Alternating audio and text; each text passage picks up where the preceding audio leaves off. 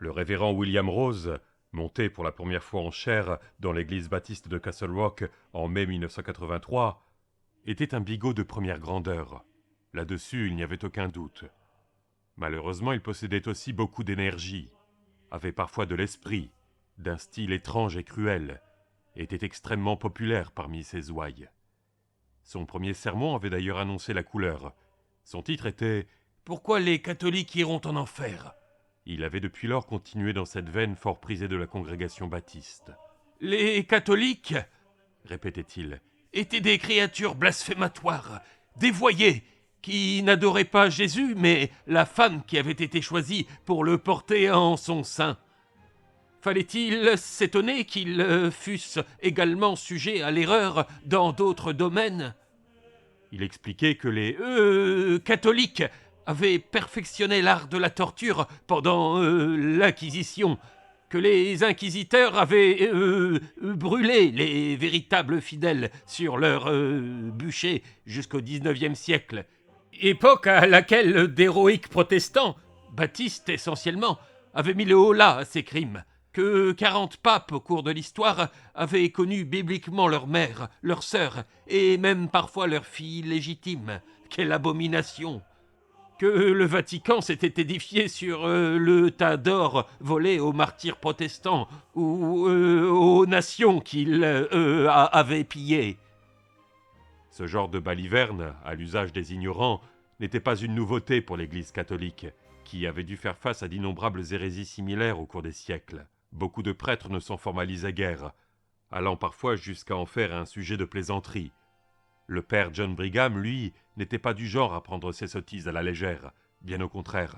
Cet Irlandais irascible et bancal appartenait à cette race d'individus sans humour, qui ne peuvent pas sentir les fous, en particulier les fous actifs, dans le genre du révérend Rose.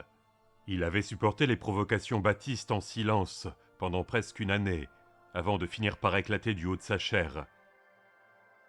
Il n'y alla pas de main morte dans son homélie intitulée « Les péchés du révérend Willy », traitant le pasteur baptiste de « braillard de psauma-bruti, qui croit que Billy Graham marche sur l'eau et que Billy Sunday est assis à la droite de Dieu Tout-Puissant ». Ce dimanche-là, le révérend Rose et 4 de ses diacres les plus athlétiques avaient été rendre visite au père Brigham. Ils étaient furieux et scandalisés par les propos calomnieux qu'il avait tenus, lui avait-il déclaré. « Vous ne manquez pas de toupet de venir me dire de la mettre en veilleuse !» avait rétorqué le père John. « Après 50 sermons passés à raconter aux fidèles que je sers la prostituée de Babylone !» Les couleurs étaient rapidement montées aux joues habituellement pâles du révérend Rose, et avaient même gagné son crâne chauve. Jamais il n'avait parlé de la prostituée de Babylone. Il avait mentionné à 2 ou 3 reprises la prostituée de Rome. « Et si la chaussure était à sa pointure, avait-il répliqué, le père Brigham n'avait qu'à l'enfiler et marcher avec. » Le père Brigham, les poings serrés, était sorti sur le perron de son presbytère. « Si vous voulez qu'on en parle plus à l'aise sur le trottoir, mon ami, demandez seulement à votre détachement de gestapistes de prendre un peu de champ, et nous en discuterons tout à votre aise. » Le révérend Rose, qui mesurait 8 cm de plus que l'autre, mais pesait bien 10 kilos de moins, recula avec un ricanement. « Je ne voudrais pas me salir les mains. » L'un des diacres, qui n'était autre que Don Hemphill, plus grand et plus lourd que le combatif curé, prit à son tour la parole. « Moi je veux bien en discuter quand vous voudrez, dit-il. Je serais trop content d'essuyer le trottoir avec votre foutu derrière de papiste. » 2 des autres diacres, qui savaient Don tout à fait capable de passer aux actes, avaient réussi à le contenir au dernier moment. Mais depuis, l'antagonisme n'avait pas cessé. Jusqu'en octobre, l'affrontement était resté feutré. Plaisanteries ethniques et ragots perfides dans les groupes d'hommes et de femmes des 2 églises, provocations verbales entre les enfants des 2 factions dans les cours d'école, et surtout, lancer de grenades rhétoriques de chair à chair le dimanche, jour de la paix du Seigneur, où commence, nous enseigne l'histoire, la plupart des conflits ouverts. Cette guéguerre était parfois ponctuée d'incidents déplorables. Eux jetés dans la salle paroissiale au cours d'une soirée de danse de la jeunesse baptiste, un caillou lancé dans une fenêtre du presbytère. Mais l'affrontement avait été avant tout verbal. Comme toutes les guerres, celle-ci avait ses moments de tension et d'apaisement. Mais les ressentiments n'avaient fait que s'accumuler, depuis le jour où les filles d'Isabelle avaient manifesté l'intention d'organiser la nuit casino. À l'époque où le révérend Rose avait reçu la bordée d'injures des soi-disant bons catholiques, il était déjà probablement trop tard pour éviter une confrontation. La grossièreté et l'ignominie du message semblaient simplement garantir que le jour où celle-ci aurait lieu, elle serait sans merci. Le baril de poudre était fin prêt. Il ne restait plus qu'à craquer une allumette pour y mettre le feu. Si quelqu'un avait dramatiquement sous-estimé les dangers de la situation, c'était bien le père Brigham. Il s'était bien douté que son collègue Baptiste n'aimerait pas l'idée de la nuit casino, mais n'avait pas mesuré à quel point le concept d'un jeu organisé au sein même d'une église aurait le don d'offenser et de mettre en rage le pasteur. Il ignorait que le père de Willy la Moutardonnais, joueur impénitent littéralement possédé par la passion du jeu, avait à plusieurs reprises abandonné sa famille pour finalement se tirer une balle dans la tête au fond de l'arrière-salle d'Adancing, après avoir tout perdu au dé. Et la pénible vérité, quant au père Brigham, était celle-ci. Eût-il été au courant que cela n'aurait probablement rien changé pour lui. Le révérend Rose mobilisa ses forces. Les Baptistes ouvrirent les hostilités par une campagne de lettres anti-nuit casino, dont ils bombardèrent le Castle Rock Call. Wanda Hemphill, la femme de Don, rédigeait 80% des articles, suivi d'une campagne d'affichage diabolisant les jeux de hasard. Betsy Weig, présidente du comité de la nuit casino et grande régente du chapitre local des filles d'Isabelle, organisa la contre-attaque. Au cours des 3 semaines précédentes, le call avait atteint les 16 pages pour pouvoir publier les débats. Sauf qu'il se présentait davantage comme une série de surenchères dans l'hystérie que comme l'analyse raisonnable des différents points de vue. D'autres affiches fleurirent, immédiatement déchirées. Des appels à la modération venus des deux côtés restèrent sans effet. Certains partisans, des deux bords, s'amusaient beaucoup. Il y avait quelque chose de plaisant à se trouver ainsi dans la tempête, même si c'était une tempête dans un verre d'eau.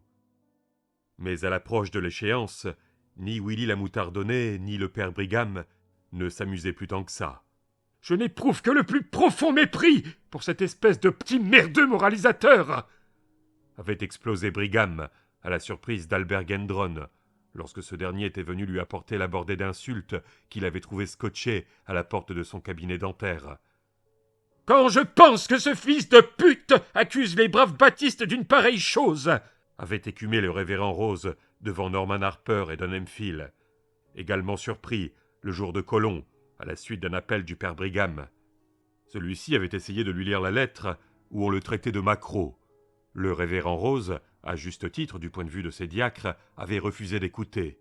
Norman Harper, une armoire à glace qui pesait 10 kilos de plus qu'Albert Gendron et ne lui cédait que 2 ou 3 centimètres, se sentit mal à l'aise devant la note quasiment hystérique de la voix de Rose, mais il n'y fit pas allusion. « Je vais vous dire de quoi il s'agit, » fit-il de son timbre de basse.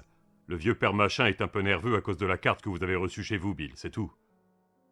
Il a compris qu'il avait été trop loin. Il s'est imaginé qu'en disant que ses petits camarades ont reçu une lettre pleine du même genre d'ordures, on serait tout aussi coupables les uns que les autres. »« Oui, eh bien, ça ne marchera pas !» répliqua Rose d'un ton encore plus exaspéré. « Personne de ma congrégation ne s'abaisserait à écrire de pareilles ordures. Personne !» Sa voix s'étrangla, et ses mains s'ouvrirent et se refermèrent convulsivement. Norman et Don, mal à l'aise, échangèrent un bref regard. À plusieurs reprises au cours des dernières semaines, ils avaient parlé de cet inquiétant comportement, de plus en plus fréquent chez le révérend Rose. L'affaire de la nuit casino était en train de le démolir. Les deux hommes craignaient de lui voir faire une dépression nerveuse avant que la situation ne soit finalement réglée. « Ne vous énervez pas, » fit Don d'un ton apaisant. « Nous connaissons bien la vérité, Bill. »« Oui !» s'écria Rose, tremblotant, le regard fixe. « Oui, vous la connaissez, vous deux. Et moi. Mais le reste de la ville, hein, est-ce qu'ils la connaissent ?» Ni Don ni Norman ne pouvaient répondre à ça. « Je voudrais voir cet idolâtre cloué au pilori !»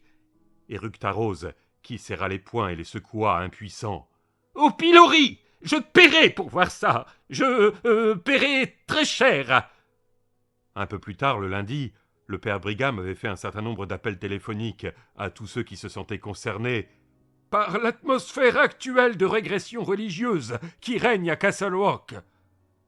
les invitant à passer au presbytère pour une brève réunion le soir même. Les gens furent tellement nombreux à venir qu'il fallut la tenir dans la salle des chevaliers de Colomb, tout à côté. Brigham commença par parler de la lettre trouvée par Albert Gendron sur sa porte, lettre qui impliquait les bons baptistes de Castle Rock. Puis raconta son infructueuse conversation téléphonique avec le révérend Rose. Lorsqu'il dit à l'Assemblée que Rose prétendait avoir reçu lui aussi une lettre obscène, lettre qui émanerait de bons catholiques de Castle Rock, il y eut une rumeur dans la foule scandalisée, puis bientôt gagnée par la colère. « C'est un foutu menteur !» cria quelqu'un du fond de la salle.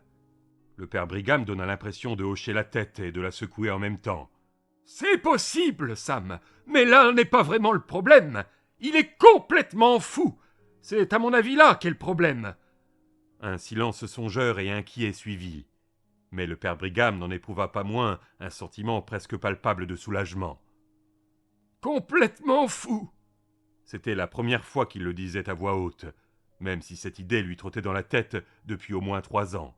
« Je ne vais pas me laisser impressionner par un cinglé sous prétexte qu'il est pasteur, » poursuivit le père Brigham. « Notre nuit casino est une distraction inoffensive, et même salutaire, en dépit de ce que peut en penser notre révérend la moutardonnée.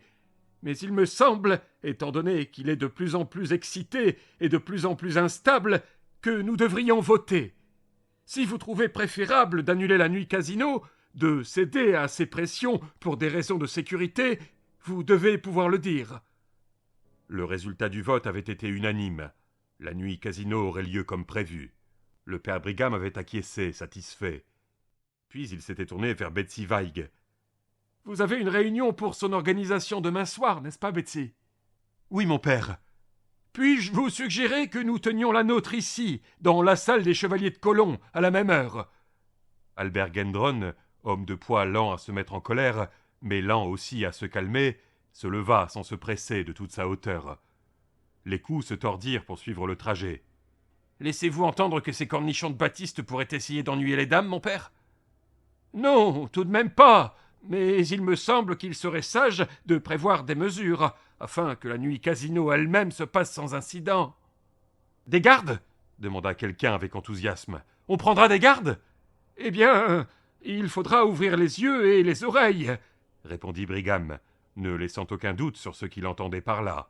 « Et si nous nous retrouvions mardi soir ici, pendant que les dames tiennent leur réunion, nous serions sur place, juste au cas où il se passerait quelque chose. » Ainsi donc, pendant que les filles d'Isabelle avaient leur assemblée dans l'un des bâtiments qui entouraient le parking, les chevaliers de Colomb en faisaient autant dans le bâtiment d'en face. Au même moment, de l'autre côté de la ville, le révérend William Rose avait lui aussi convoqué une réunion pour parler des dernières calomnies répandues par les catholiques. Il était question de préparer des banderoles et une manifestation de protestation le soir même de la nuit casino. Les divers mouvements de va-et-vient qui eurent lieu à Castle Rock en début de soirée n'amputèrent que de quelques rares personnes la foule qui se pressa à ces différentes réunions. La plupart des badauds qui s'étaient retrouvés autour du bâtiment municipal observaient la neutralité dans la grande affaire de la nuit casino.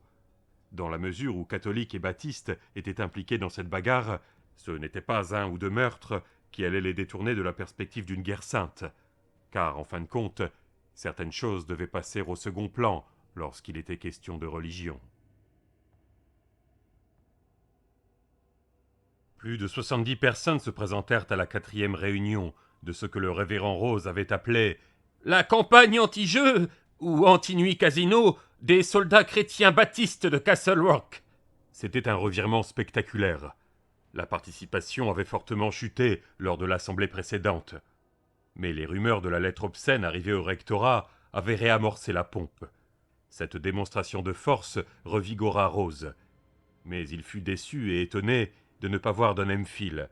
Le gérant du supermarché lui avait promis de venir, et Don était son bras droit. Le révérend regarda sa montre et vit qu'il était déjà 19h05. Il n'avait pas le temps d'appeler le supermarché pour voir s'il n'aurait pas oublié. Tous ceux qui viendraient étaient là, et le pasteur voulait s'emparer des esprits tant que leur indignation et leur curiosité étaient à leur plus haut niveau. Il donna encore 1 minute à Hemphill, puis monta en chaire, et leva ses bras maigrichons en manière de salut. Ses ouailles, pour la plupart encore en tenue de travail ce soir, s'entassaient sur les bancs de bois. Plaçons les débuts de cette entreprise sous le même signe que toute grande entreprise, dit calmement le révérend Rose. Inclinons nos têtes et prions. Tout le monde s'inclina. C'est à cet instant précis que la porte du vestibule s'ouvrit derrière la foule, avec le bruit d'une détonation. Plusieurs femmes crièrent et bien des hommes sursautèrent. C'était Don. Il était le chef de son propre rayon de boucherie et portait encore son tablier blanc taché de sang. Il avait la figure aussi rouge qu'un de ses beefsteaks.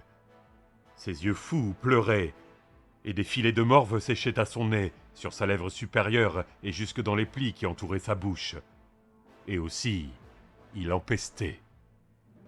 Il puait autant qu'une portée de putois que l'on aurait plongé dans un bain soufré, recouvert de bouse de vache, et lâché au comble de la panique dans une pièce fermée.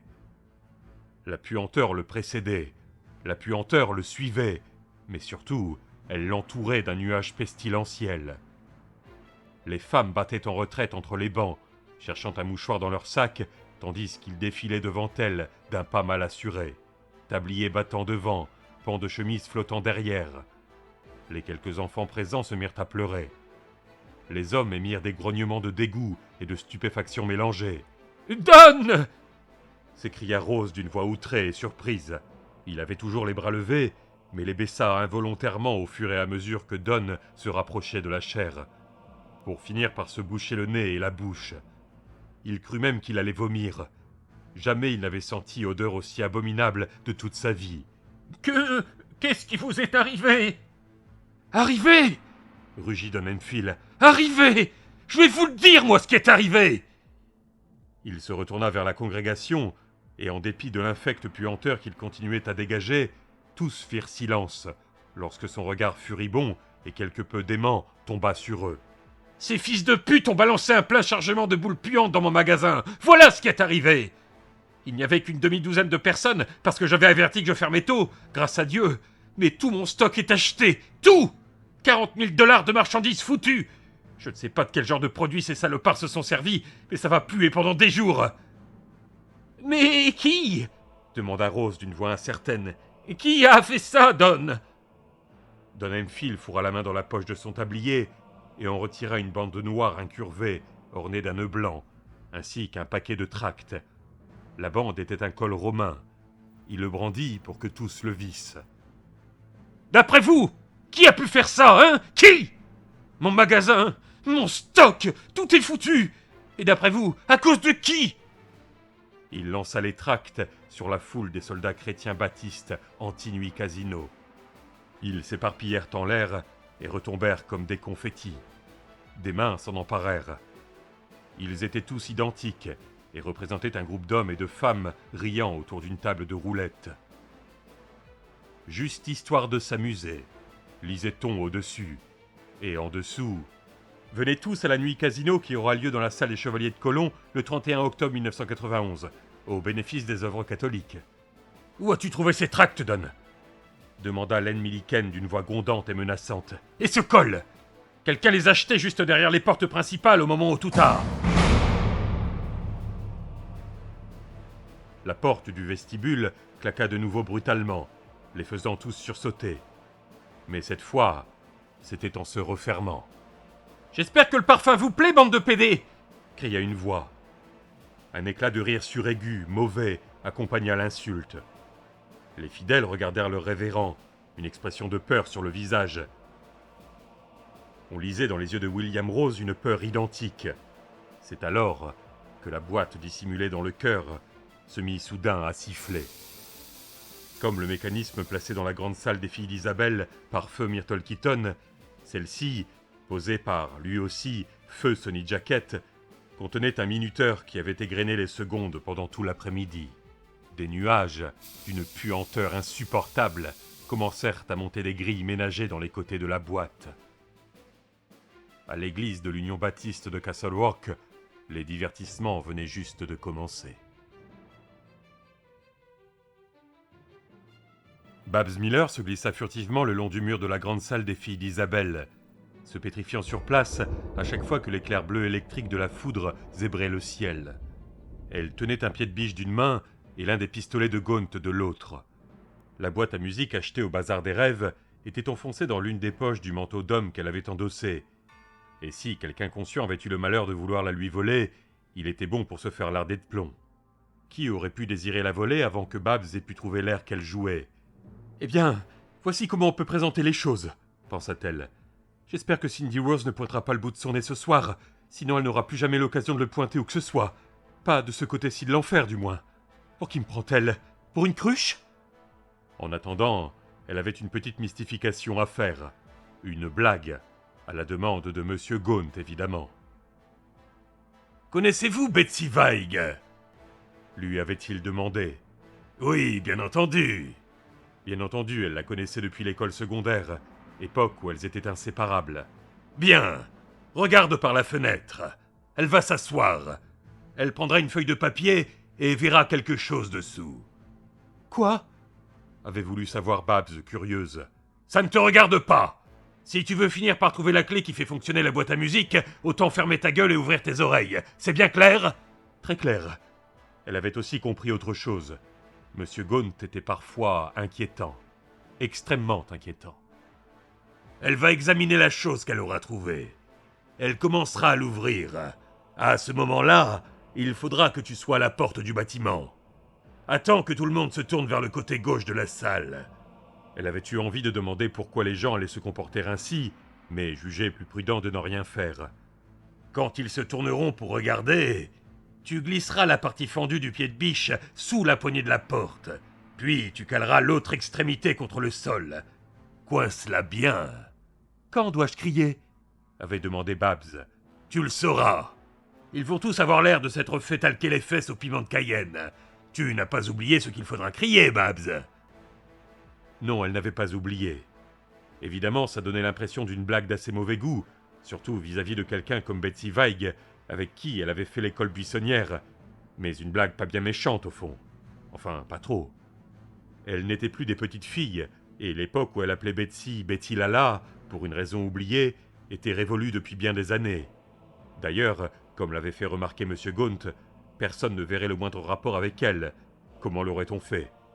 Babs et son mari étaient des adventistes du 7e jour, et en ce qui la concernait, les catholiques et les baptistes, Betty Lala incluse, n'avaient que ce qu'ils méritaient. Un éclair zigzaga. Babs se pétrifia, puis courut jusqu'à une fenêtre non loin de la porte, d'où elle jeta un coup d'œil pour s'assurer que Betsy ne s'était pas encore assise à la table. Les premières gouttes hésitantes de la tempête qui menaçait commencèrent à s'écraser sur le sol autour d'elle.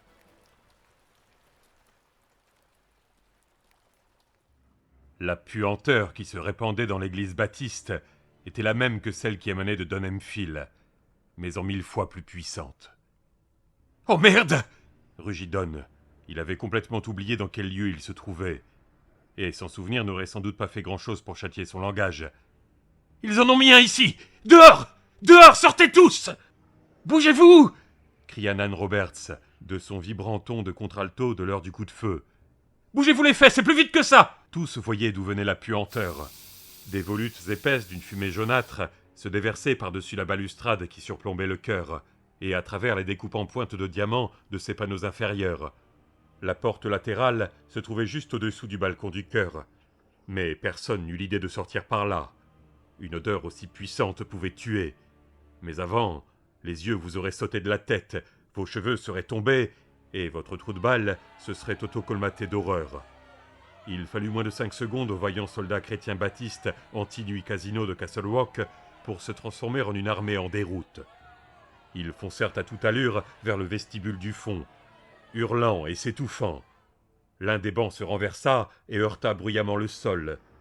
Le pied de Deborah Johnston se trouva pris dessous, et Norman Harper la heurta au passage, alors qu'elle tentait de se dégager. Elle tomba à la renverse, et sa cheville se cassa avec un craquement sinistre. Elle poussa un hurlement de douleur, le pied toujours pris sous le banc, mais son cri se perdit au milieu de tous les autres. Le révérend Rose était celui qui se trouvait le plus près du chœur, et l'infâme puanteur se referma sur lui comme une grande cagoule infecte. « Ce doit être l'odeur des catholiques qui rôtissent en enfer !» pensa-t-il vaguement, bondissant de la chair. Il atterrit directement sur l'abdomen de Deborah Johnston, des 2 pieds, et les cris de la malheureuse se transformèrent en un long geignement sibilant et étouffé, qui s'arrêta progressivement avant qu'elle ne s'évanouît. Sans même s'être rendu compte qu'il venait de piétiner l'une de ses fidèles les plus convaincus, Rose s'ouvrit un chemin à coups de griffes jusqu'au fond de l'église. Les premiers arrivés venaient de découvrir que la voie était sans issue. D'une manière ou d'une autre, la porte était bloquée. Mais ces éclaireurs d'un nouvel exode n'eurent même pas le temps de faire demi-tour, et se trouvèrent aplatis contre les battants de bois par ceux qui arrivaient derrière. Hurlements, rugissements de rage et jurons véhéments s'entrecroisèrent.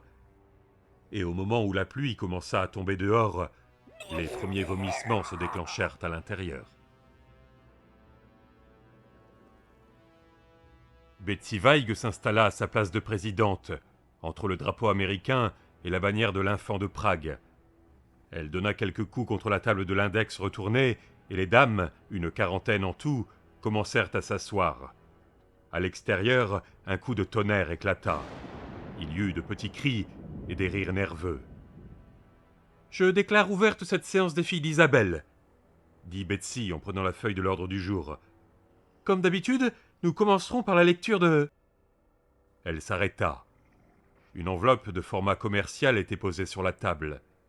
Les mots tapés à la machine lui sautèrent à la figure.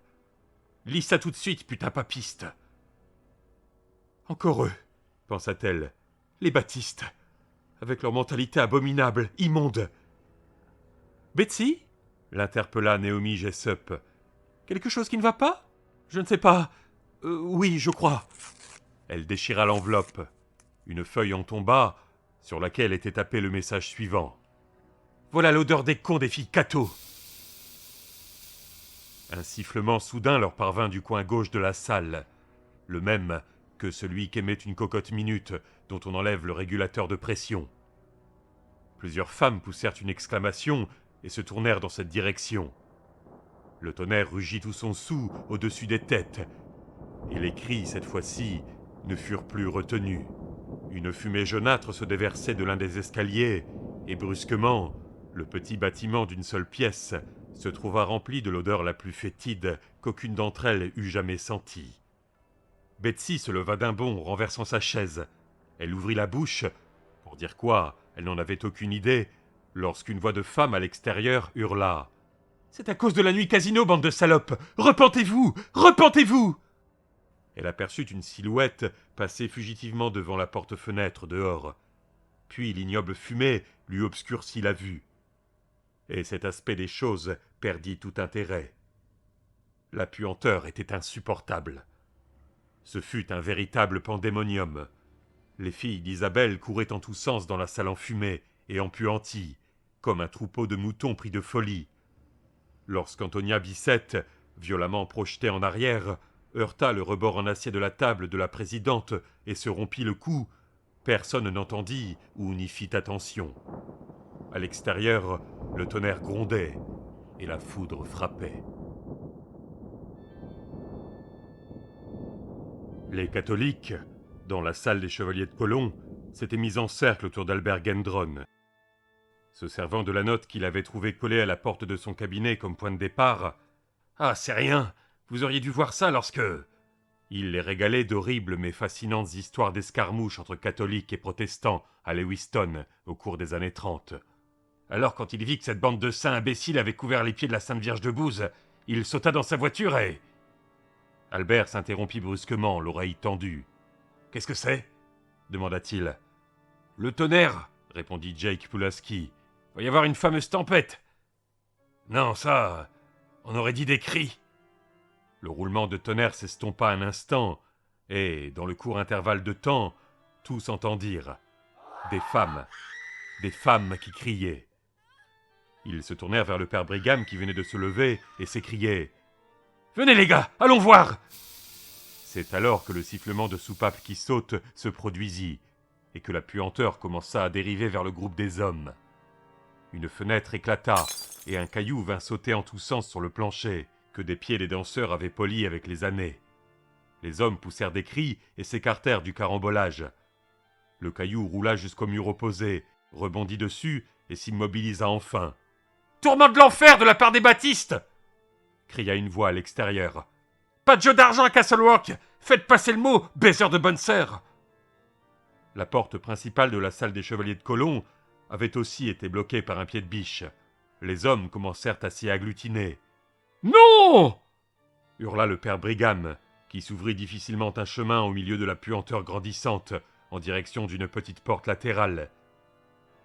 Elle n'était pas verrouillée. « Par ici! Par ici !» Tout d'abord, personne ne l'écouta.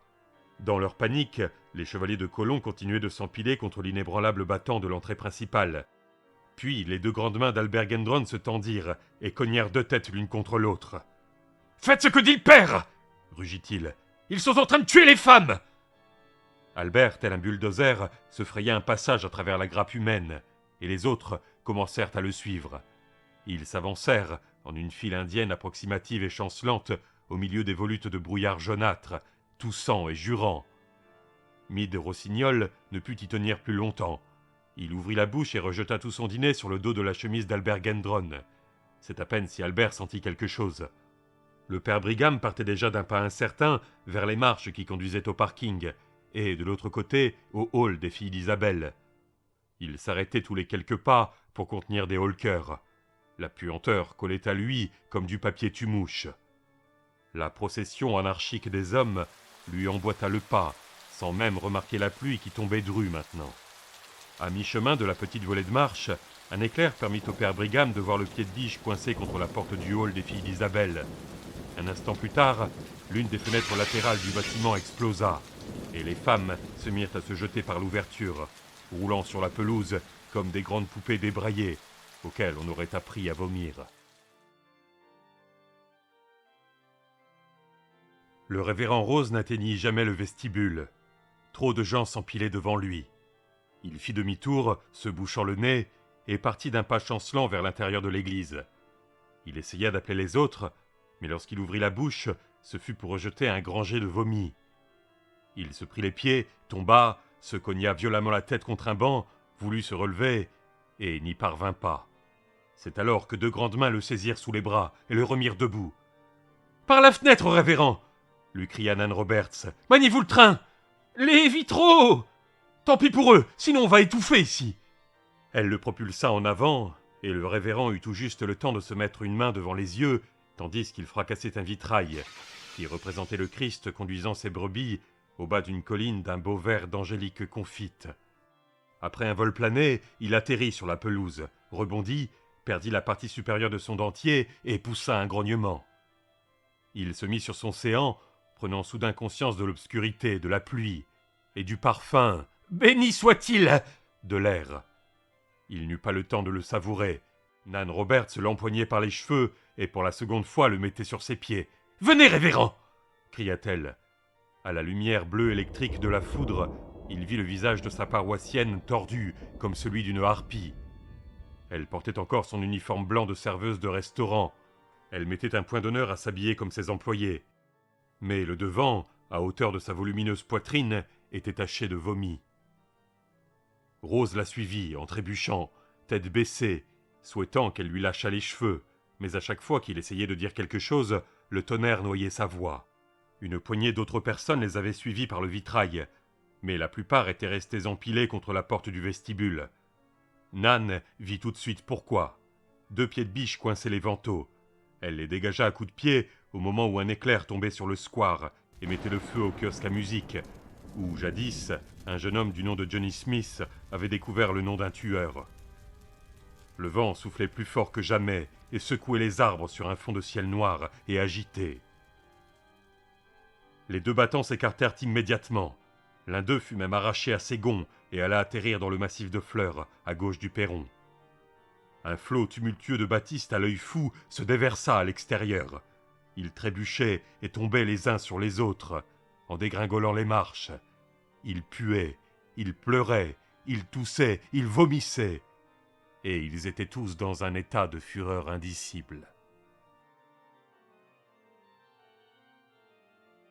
Les chevaliers de Colomb, sous la houlette du père Brigham et les filles d'Isabelle sous celle de Betsy Weig, se retrouvèrent au milieu du parking, à l'instant précis où les vannes célestes s'ouvraient. Betsy s'agrippa d'une main tâtonnante au curé. Elle avait les yeux rougis et débordants de larmes, et ses cheveux, collés sur son crâne, lui faisaient une sorte de bonnet mouillé et luisant. « Il y en a encore d'autres dedans !» cria-t-elle. « Naomi Jessup, Tonya Bissett, je ne sais pas combien encore !»« Qui c'était ?»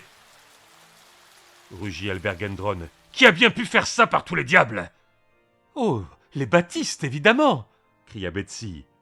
Elle se mit à sangloter, et un éclair se tortilla dans le ciel, comme un filament de tungstène chauffé à blanc. « Ils m'ont traité de putain papiste. Ce sont les Baptistes. Les Baptistes. Ces salopards de Baptistes !» Le père Brigham, entre-temps, s'était dégagé des mains de Betsy et avait bondi jusqu'à la porte du hall des filles d'Isabelle. Il fit sauter le pied de biche d'un coup de pied. La porte commençait à se fendre tout autour et ouvrit le battant. 3 femmes hébétées, secouées de haut le cœur, en sortirent au milieu d'un nuage pestilentiel. Derrière elles, il aperçut Antonia Bissett, la jolie petite Tonya, si vive et si habile à l'aiguille, toujours si enthousiaste et désireuse d'aider un nouveau projet de son église. Elle gisait sur le sol, à côté de la table de la présidente, en partie cachée par la bannière à l'infant de Prague qui s'était renversée sur elle. Naomi Jessup gémissait, agenouillée à côté d'elle. La tête de Tonya faisait un angle impossible avec son corps. Son regard vitreux contemplait fixement le plafond. L'infecte puanteur ne tourmentait plus la jeune femme, qui, pourtant, n'avait jamais rien acheté au bazar des rêves, ni participé à aucune des petites farces de Lelandgaunt. Naomi vit le père Brigham debout dans l'entrée, se leva et vint vers lui d'un pas incertain. Elle était dans un tel état de choc que l'odeur ne semblait pas plus l'incommoder que son amie morte. « Mon père !» s'écria-t-elle. « Pourquoi, mon père ? Pourquoi ils ont fait ça ? Il ne s'agissait que de s'amuser un peu, c'est tout. Pourquoi ? » « Parce que cet homme est fou !» répondit le curé en prenant Naomi dans ses bras. À côté de lui, d'un ton de voix à la fois bas et chargé d'une menace mortelle, Albert Gendron déclara « Allons nous occuper d'eux. » Avec au premier rang Don Hemphill, Nan Roberts, Norman Harper et William Rose, les soldats chrétiens baptistes Antinui Casino s'engagèrent à grands pas dans Harrington Street, sous la pluie battante. Leurs yeux rougis étaient de globes furieux scrutant la nuit au milieu de paupières irritées et gonflées. La plupart des soldats chrétiens avaient vomi, qui sur sa chemise, qui sur son pantalon, qui sur ses chaussures, et qui sur les 3. En dépit des trompes d'eau, l'odeur d'œufs pourris leur collait à la peau et aux vêtements, refusant de se faire oublier. Une voiture de patrouille de la police d'État s'arrêta au carrefour des rues Harrington et Castle. Un trooper en sortit et regarda la cohorte bouche bée. « Hé, mais où vous allez comme ça ?» leur cria-t-il. « Bottez les fesses à quelques branleurs de papistes, et sauf si vous tenez à avoir des ennuis, vous feriez mieux de ne pas vous en mêler. » lui répondit Nan Roberts sur le même ton. Soudain, Don Hemphill ouvrit la bouche et commença à chanter. Il avait un timbre plein et riche de baryton. « En avant, soldats du Christ, marchons !» D'autres se joignirent à lui. Et bientôt toute la congrégation chantait et marchait au pas, à un train plus vif. Les visages étaient blêmes, crispés de colère, vides de toute pensée. Ils ne chantaient pas, en fait, ils rugissaient. Le révérend Rose en faisait autant, en dépit du zézément que provoquait la perte d'une partie de son dentier. « Christ, notre royal maître, conduis-nous contre l'ennemi, en avant dans la bataille, pour qu'on voie fuir ces bannières !» Au bout de quelques mesures, il courait presque. Le trooper Maurice se tenait à côté de sa voiture, le micro à la main, et les regardait défiler. L'eau dégoulinait de la protection imperméable de son chapeau à large bord en filet continu. « Revenez, unité 16 !» crachota la voix de Henry Peyton. « Vous feriez mieux d'envoyer quelques hommes ici tout de suite !» répondit Maurice. Il y avait une certaine excitation dans sa voix, mais aussi de la peur. Cela faisait moins d'1 an qu'il était dans la prestigieuse police d'État. « Il se passe quelque chose de sérieux ! Une foule d'environ 60 à 80 personnes vient de passer devant moi. À vous! Qu'est-ce qu'ils font, à vous? Ils chantent en avant, soldats du Christ. C'est bien vous, Maurice, à vous. Oui, monsieur, à vous. À ma connaissance, aucune loi n'interdit de chanter des hymnes, même sous un déluge. On peut considérer que c'est une activité stupide, mais pas qu'elle est illégale. Je ne vous le répéterai pas 2 fois. J'ai quelque chose comme 4 affaires assez tristes sur les bras. Je ne sais pas où sont passés le shérif et ses foutus adjoints. Et il n'est pas question de s'occuper de ce genre de bêtises. Bien reçu, à vous. Le trooper Maurice déglutit péniblement. Oui, monsieur, bien reçu, bien reçu. Mais voilà, il y en a un qui m'a dit, je crois que c'était une femme, qu'ils allaient botter les fesses à des branleurs de papistes, si je me souviens bien. Je sais que ça tient pas debout, mais j'ai pas beaucoup aimé le ton qu'elle avait. Puis il ajouta timidement. À vous? Le silence se prolongea tellement que Maurice était sur le point de rappeler.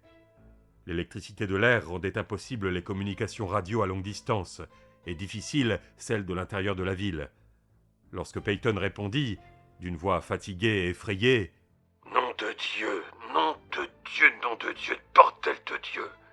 Mais qu'est-ce qui se passe ici? Eh bien, la dame a dit qu'il... Vous l'avez déjà dit! hurla Peyton, tellement fort que sa voix se transforma en un magma sonore incompréhensible. Filez à l'église catholique.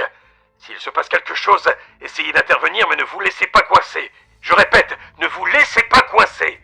Je vous envoie des renforts dès que je peux, s'il m'en reste. Allez tout de suite, à vous.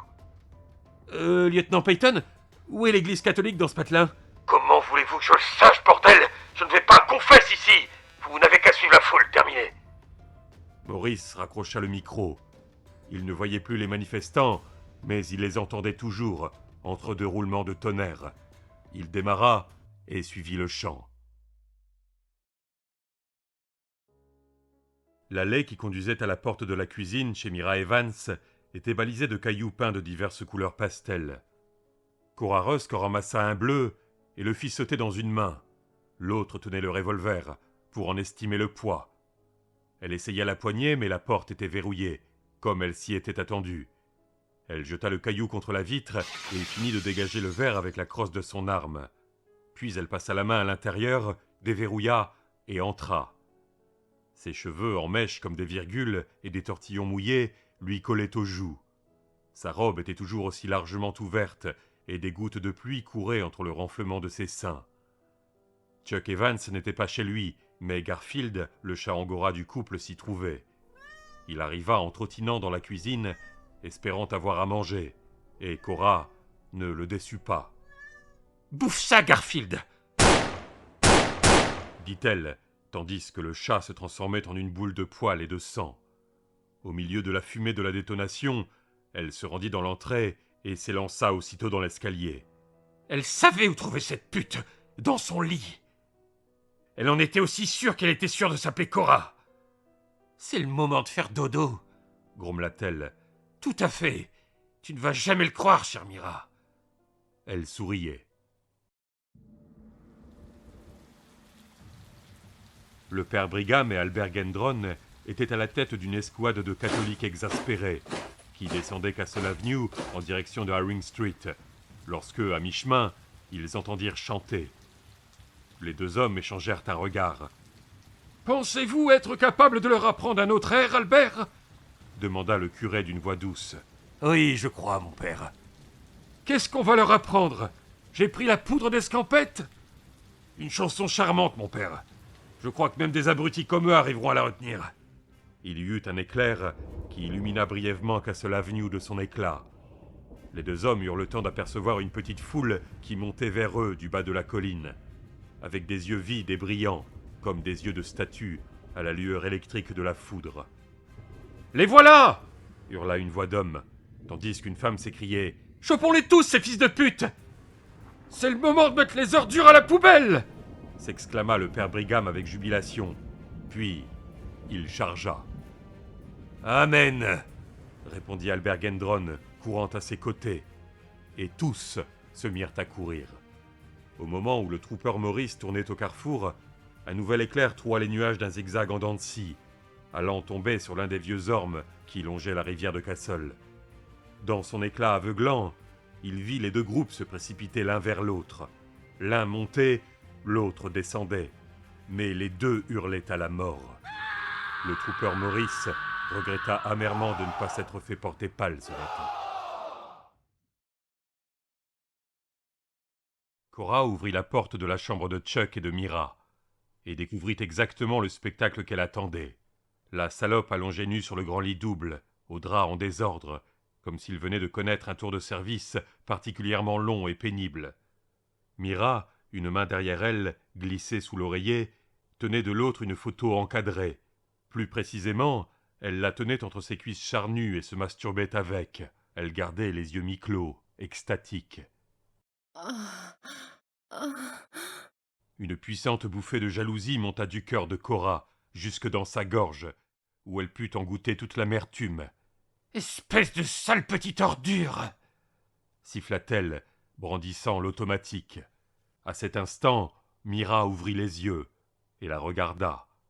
Elle souriait.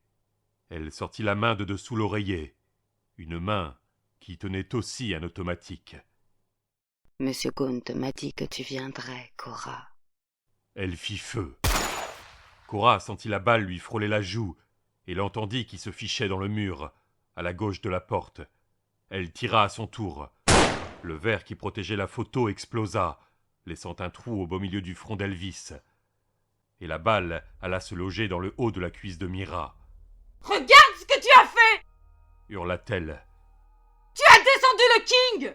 Sale connasse !» Elle tira par 3 fois sur Cora. 2 des balles se perdirent, mais la 3e l'atteignit à la gorge, la repoussant contre le mur, au milieu d'un geyser rose. Au moment où elle s'effondra, Cora fit de nouveau feu. La balle fit sauter le genou de son ex-amie, laquelle tomba hors du lit. Puis Cora s'effondra, visage tourné vers le sol, et l'arme lui échappa des mains. « Je viens te retrouver, Elvis !» essaya-t-elle de dire. Mais il y avait quelque chose qui n'allait pas du tout. C'était affreux. On aurait dit que régnaient des ténèbres absolues, au milieu desquelles elle était désespérément seule. Les baptistes de Castle Rock, conduits par le révérend William Rose, et les catholiques de Castle Rock, sous la houlette du père John Brigham, entrèrent en contact au pied de la colline de Castle. Un contact plus que rugueux. Pas question d'appliquer les règles de la boxe, de s'affronter en gentleman. Ils étaient venus se crever les yeux, s'arracher le nez et les oreilles. Ils étaient peut-être même venus s'entretuer. Albert Gendron, le dentiste herculéen, lent à se mettre en colère, mais redoutable lorsqu'il était parvenu dans cet état, saisit Norman Harper par les oreilles et lui donna un formidable coup de boule. Les 2 crânes s'entrechoquèrent avec un bruit de vaisselle qui dégringole pendant un tremblement de terre. Un frisson secoua Norman et il s'affaissa. Albert le jeta comme un vulgaire sac de linge sale et voulut s'emparer de Bill Sawyers qui, d'ordinaire, vendait des outils au Western Auto. Bill l'évita et lui envoya un direct qui atteignit Albert en pleine bouche. Albert recracha une dent, empoigna Bill dans ses bras et serra jusqu'à ce qu'il eût entendu une côte se casser. Bill se mit à hurler. Le dentiste l'envoya valser presque jusque de l'autre côté de la rue, où le trooper Maurice l'intercepta juste à temps pour éviter d'être projeté à terre par lui. On ne voyait plus qu'une mêlée confuse, où des silhouettes s'agitaient, frappaient, se débattaient, crevaient des yeux, hurlaient. Elles se marchaient dessus, glissaient dans la pluie, se relevaient, cognaient, et se faisaient cogner. Sous les éclairs stroboscopiques aveuglants de la foudre, on avait l'impression d'assister à quelques danses frénétiques, à un pandémonium, où, au lieu de rattraper sa partenaire, on la projetait sur l'arbre le plus proche. Ou, au lieu de la saisir à la taille, on lui envoyait un coup de genou dans l'entrejambe. Nan Roberts agrippa Betsy Weig par le dos de sa robe, au moment où Betsy imprimait de ses ongles un tatouage sanglant dans la joue de Lucille Denham. Nan fit pirouetter Betsy vers elle et lui enfonça 2 doigts dans le nez, jusqu'à la hauteur de la 2e articulation. Betsy imita son de corne de brume nasillard, tandis que Nan la secouait avec enthousiasme. Frida Pulaski frappa Nan de son sac à main, la projetant au sol. Les doigts de la matrone Baptiste firent un bruit de bouchon en sortant des narines de Betsy.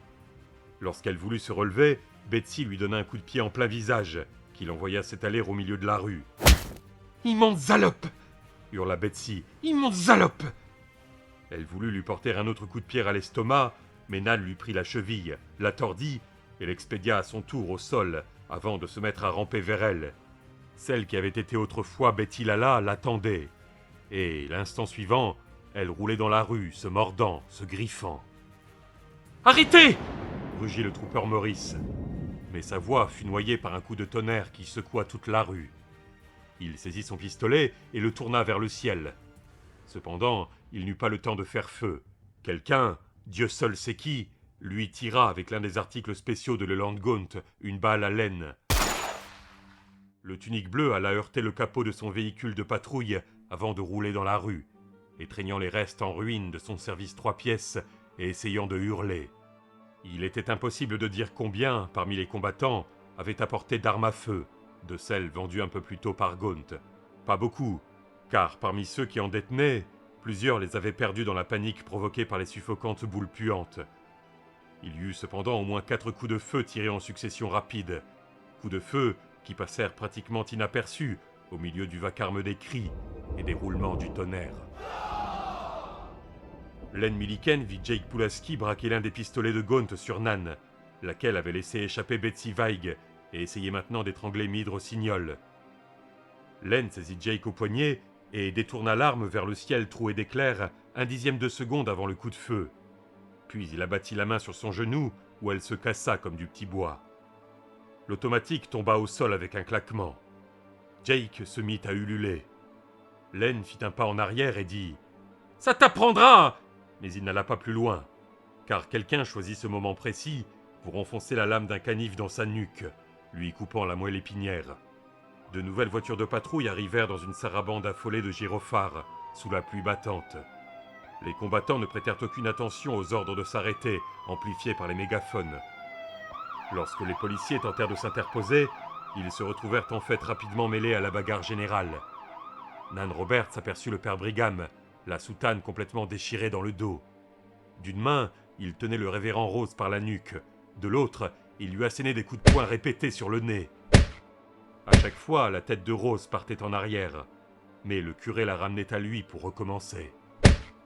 Avec un hurlement à se rompre les cordes vocales, ignorant le tunique bleu éberlué qui lui demandait, presque suppliant de s'arrêter tout de suite, Nan envoya valdinguer Meade Rossignol et se jeta sur le père Brigham.